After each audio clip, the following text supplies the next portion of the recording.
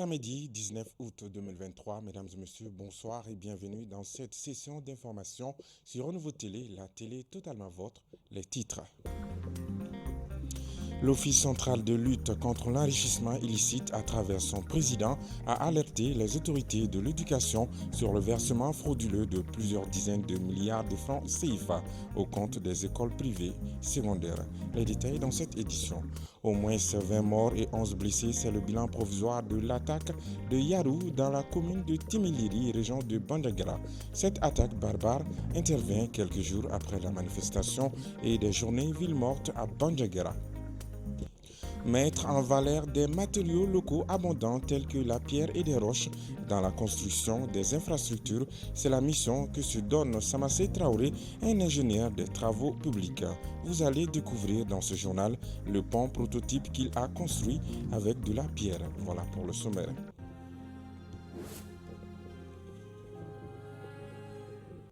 Bienvenue à tous aux informations. Le ministre de l'Industrie et du Commerce Moussa Alassane Diallo a exposé ce samedi 19 août 2023 sa vision et son plan d'action au secteur privé afin de booster la production locale et assurer l'autosuffisance alimentaire. Pour le ministre Diallo, il est impératif d'unir les efforts pour assurer l'approvisionnement des marchés maliens en produits de première nécessité. C'est ce que nous disent Oumar Koïta et Mohamed Touré. L'objectif du ministre Moussa Alassane Diallo est simple, satisfaire l'autosuffisance alimentaire au Mali et sa vision, mobiliser les opérateurs locaux pour une augmentation de la production locale. Il s'agit sans nul doute d'engager une bataille économique qui vise à atteindre l'autosuffisance alimentaire et à favoriser le développement du pays. Et les industries joueront un rôle crucial dans cette quête. La première vision stratégique de court terme, c'est comment aujourd'hui assurer la stabilité de l'approvisionnement du marché en denrées de première nécessité. Premièrement. Deuxièmement, comment lutter contre l'inflation qui pèse énormément sur les ménages. Et troisièmement, comment préserver le pouvoir d'achat des Maliens. Ça, c'est des mesures très court terme pour lesquelles nous avons proposé un certain nombre de mesures et d'orientations qui vont être de nature à soutenir notre politique. Maintenant, à moyen et long terme, nous allons travailler sur comment aujourd'hui assurer la promotion des investissements dans notre pays. Premièrement, pour soutenir les infrastructures industrielles, pour permettre la création des industries. Et ensuite, deuxièmement, comment améliorer le climat des affaires de façon à ce que l'ensemble des composantes du secteur de l'industrie et du commerce puissent avoir un cadre favorable au développement de leur activité. Pour Moussa Alassane Diallo, l'importation, bien que permettant de satisfaire les besoins immédiats, ne devrait pas être le principal mode d'approvisionnement du marché. Il faut que les Maliens nourrissent les Maliens. Et en cela, nous allons prendre toutes les mesures de façon à favoriser l'émergence d'entreprises industrielles, petites, moyennes et grandes, pour transformer nos potentiels de production agricole de façon à ce que la demande nationale puisse être satisfaite. Cela va se faire dans un cadre réglementaire, dans un cadre institutionnel, mais aussi dans le renforcement des capacités, dans le partenariat entre le public et le privé, dans la lutte contre la fraude et la concurrence déloyale et dans la mise en œuvre des projets de partenariat public-privé. La Chambre de commerce et d'industrie du Mali, le Conseil national du patronat du Mali, l'Assemblée permanente des chambres d'agriculture du Mali et d'autres partenaires ont signifié leur adhésion à cette vision du ministre de l'Industrie et du Commerce. Ils promettent de se mettre au travail dès maintenant. Le secrétaire général des Nations Unies chargé des opérations de maintien de la paix est en visite de travail au Mali depuis ce jeudi 17 août 2023. Ce vendredi, Jean-Pierre Lacroix a rencontré les autorités maliennes sur le retrait de la MINUSMA. Les parties maliennes et onusiennes se réjouissent du processus de retrait de la MINUSMA. Écoutons respectivement Jean-Pierre Lacroix et Abdoulaye Diop, ministre des Affaires étrangères, au micro de Maliki Diallo. La première phase de ce processus de retrait se sont déroulées dans de bonnes conditions et selon les délais, malgré un contexte sécuritaire qui reste un peu difficile, je crois qu'il faut le reconnaître, et le fait qu'il s'agit pour nous certainement d'opérations qui sont fort lourdes dans des délais qui sont extrêmement serrés. Sachez en tout cas que notre engagement à respecter dans toute la mesure du possible le délai de 6 mois qui nous a été donné par le Conseil de sécurité est total. C'est un délai très court, je le rappelle, mais nous tenons à faire le maximum pour que ce délai soit respecté. Et dans ce contexte, je le répète, la coordination étroite avec la partie malienne est fondamentale. Aujourd'hui, nous avançons assez bien par rapport à ce qui concerne la restitution des camps à l'État malien. Dans la première phase qui s'est bien exécutée, même si nous sommes encore à un ou deux objectifs qui restent à atteindre à ce niveau. Donc je tiens à saluer votre équipe ici et à poursuivre le dialogue avec vous pour pouvoir arriver à l'objectif commun d'un retrait organisé, mais qui puisse mettre l'État malien en condition de continuer son travail régalien de sécurisation des personnes et de leurs biens dans un contexte sécuritaire qui demeure parfois fragile.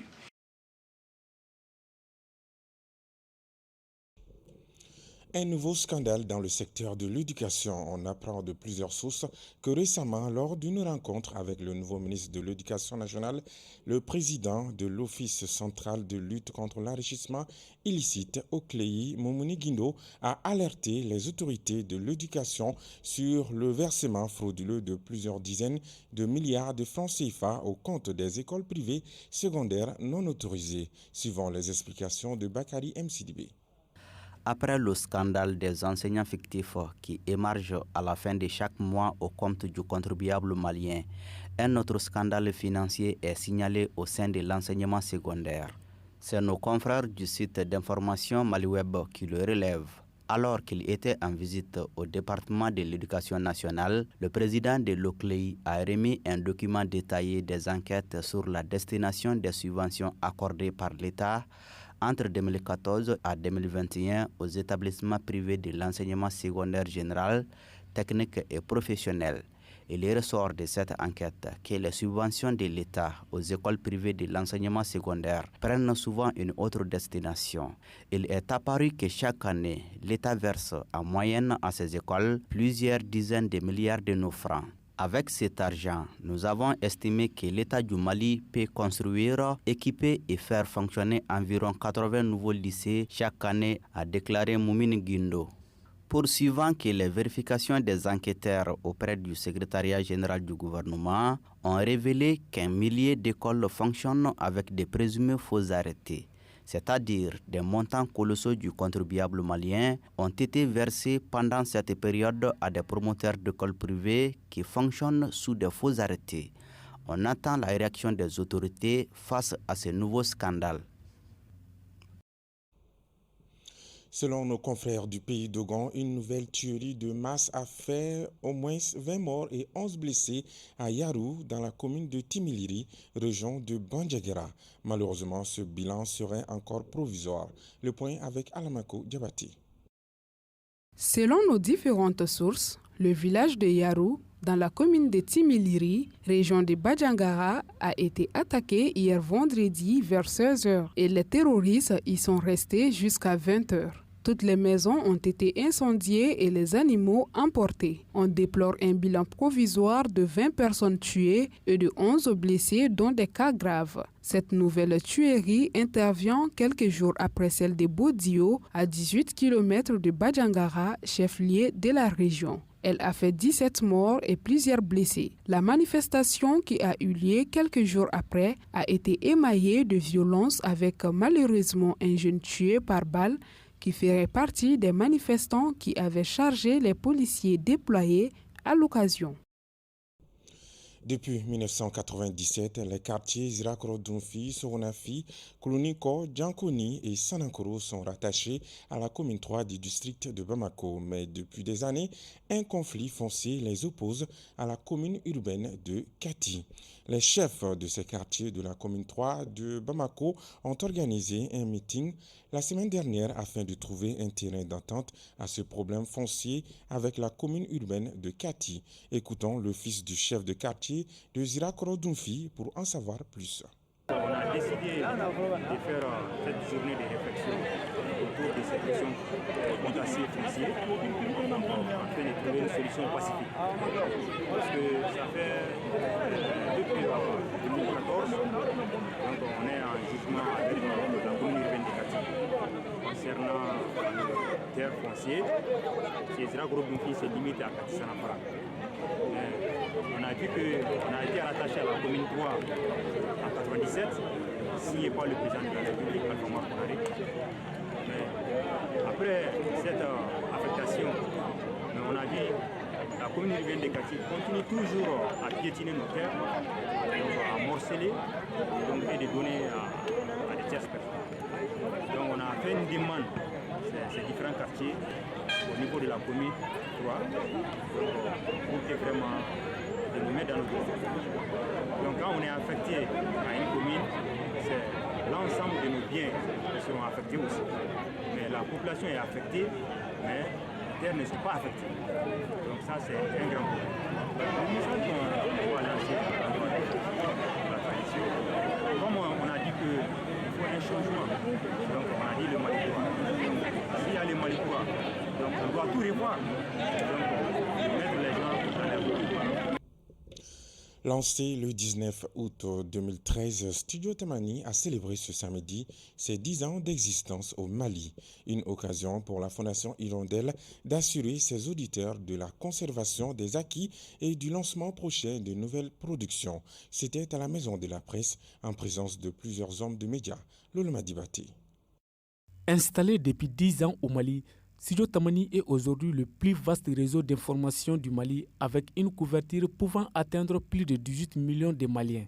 Après 5 langues de production, 85 radios partenaires et plus de 4 millions d'auditeurs, le Studio Tamani se lance un nouveau défi. Renforcer et développer des synergies au sein du réseau Sahel de la Fondation Hirondelle. Je suis heureux de revenir à cet égard sur le fait que Studio Tamani a des petits frères inspiré de ce que nous avons fait ici au Mali et en gardant la même structure. Nous avons Studio Kalangu à Niamey et nous avons Studio Yafa à Ouagadougou. Donc il se dessine un réseau Sahel de la Fondation Hirondelle et bien évidemment les 3 projets sont appelés à développer des synergies par des coproductions par exemple. Une occasion pour les acteurs de la presse malienne de témoigner de l'importance du travail du Studio Tamani. Ce média, je l'ai vu naître. Je l'ai vu naître quand on nous accordait 10 000 francs mensuels pour acheter du crédit et mettre dans les clés USB pour pouvoir diffuser les programmes de Tamani. Mariko et son équipe ont été les initiateurs de ce projet. D'autres acquis qui m'ont beaucoup attiré, c'est l'équipement de ces radios partenaires. Parce qu'avec Studio Tamani, on a vu des radios qui étaient presque vraiment prêts à disparaître. Mais avec l'apport et l'appui de Studio Tamani, on a vu des radios performantes, des radios professionnelles et mieux équipées. Pour les représentants du ministre de la Communication, les informations fournies par Studio Tamani sont vitales à l'épanouissement des populations maliennes. C'est pourquoi il a salué les efforts du personnel et des responsables de la structure. Je pense que le ministère de la Communication, à travers ma voix, ne peut que saluer cette initiative et vous encourager à travers vous l'ensemble des acteurs de la presse pour ce que vous faites aujourd'hui en termes de communication, en termes de formation, en termes d'information, en termes de sensibilisation, pour que le Malien se parle, se regarde et essaie de d'évoluer ensemble. Cette cérémonie a été mise à profit par Studio Tamani pour exprimer sa reconnaissance à une dizaine de ses agents qui sont présents depuis la création, à des correspondants à l'intérieur du pays, à 10 radios partenaires et 5 auditeurs. La construction des ponts et des maisons prototype en voûte et en pierre avec du ciment et du sable n'est plus un mystère pour les ingénieurs maliens. Le secret est détenu par Samassi Traoré, un ingénieur malien de travaux publics. Il s'agit pour notre compatriote avec cette nouvelle méthode de mettre en valeur des matériaux locaux abondants tels que la pierre et des roches. Une équipe de notre rédaction est allée à sa rencontre. Suivons. Samassi Traoré, ingénieur en génie civil sorti de l'École nationale d'ingénierie du Mali, ENI, est un homme engagé pour la valorisation des matériaux locaux de construction. Cette motivation l'a conduit en Europe pour davantage améliorer ses connaissances sur ces matériaux. Et après avoir passé 17 ans en Europe, consacré à la recherche des alternatives pour la valorisation des ressources locales, sanctionné par la publication des résultats et des prix, l'homme a décidé de retourner au bercail pour mettre en application ses nouvelles connaissances et techniques apprises. Voilà un aperçu des résultats attendus. Je m'étais lancé un défi, c'était chaque 2 ans au maximum revenir au Mali, choisir une région du Mali, l'étudier, voir ce qu'on a comme ressources naturelles et qu'est-ce qu'on peut faire avec ces ressources naturelles. La pierre, le bois, la terre et d'autres choses de ce genre. Ce qui fait que ce qu'on a sorti comme résultat des recherches, c'était des choses qui tenaient la route. Donc on a construit pas mal de petits bâtiments prototypes, des pharmacies, des tas de choses. Et il restait à faire le prototype de pont, de châteaux d'eau et de micro-barrages. Donc tout ça, ça se trouve tout autour de nous ici. Ces ouvrages sont des exemples qui existent depuis et qui continuent de fonctionner dans la plupart des pays européens selon notre interlocuteur. Très économiques, ils ont des avantages en termes de durabilité. La durabilité liée à la réutilisation de la même pierre, ça c'est pas à démontrer. On ne dira pas qu'il faut faire tous les ponts du Mali en pierre, mais en France, il y a 60% des ponts en pierre. En Italie, c'est peut-être plus que ça. En Grèce, c'est sûr, c'est plus que ça. Et donc, on peut les imiter. On a la ressource. Regardez tout autour de nous. La matière première est là, ce qui explique qu'on a mis très peu de temps à faire les 2 ouvrages. Et secondo, ça a coûté moins cher. Moins cher pourquoi? Parce qu'on n'a pas acheté 10 millions de fer à béton. On n'a pas acheté beaucoup de gravier pour faire le béton. On a juste utilisé un peu de gravier pour faire du béton cyclopien sur la première couche de la voûte. Donc ça, c'est vraiment des solutions, des méthodes et des astuces ingénieuses pour que partout au Mali, on puisse rapidement donner des ouvrages de transport, des infrastructures de transport pour que chaque Malien puisse être à l'aise là où il se trouve. La construction des prototypes de ponts et des maisons à partir des ressources naturelles fait partie des stratégies mises en place par le groupe des grands scientifiques qui réfléchissent sur l'avenir du monde pour faire face aux effets du changement climatique.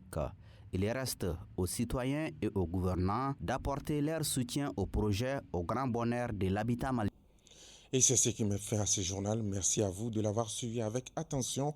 Aller doucement n'empêche pas d'arriver. Proverbe africain. Excellent week-end à tous.